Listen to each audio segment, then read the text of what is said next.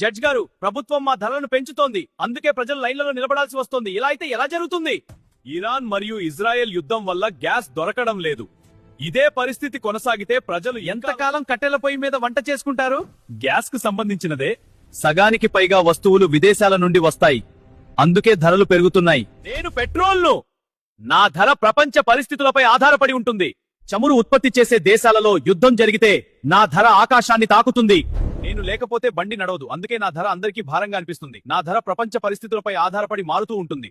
నేను డీజిల్ ను, ట్రక్కులు, బస్సులు మరియు వ్యవసాయం అన్ని నా మీదనే ఆధారపడి ఉన్నాయి. నా ధర పెరిగితే ప్రతి వస్తువు ఖరీదైనదిగా మారుతుంది. జడ్జ్ గారు, మా వల్ల ప్రజలు ఇబ్బంది పడుతున్నారు. కోర్టును నేను విన్నవించుకునేది ఏమిటంటే సప్లైని మునుపటిలా చేయండి. ఆర్డర్. దయచేసి శాంతిని పాటించండి.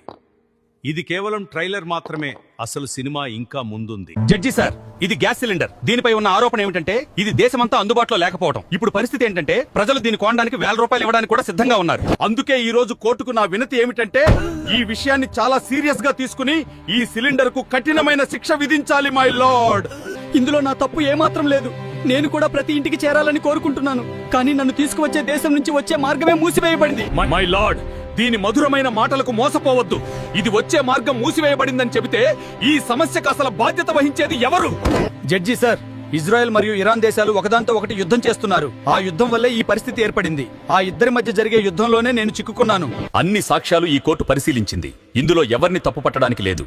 ఈ గ్యాస్ సిలిండర్ కేసుపై తుది తీర్పు ఇవ్వడానికి ఉన్న హక్కును దేశ ప్రజల చేతుల్లో ఉంచుతుంది. అందుకే ప్రజలందరూ కామెంట్లో మీ తీర్పు చెప్పండి. ఈ కోర్టు తీర్పు కోసం లైఫ్ హ్యాక్స్ తెలుగుని ఫాలో అవ్వండి.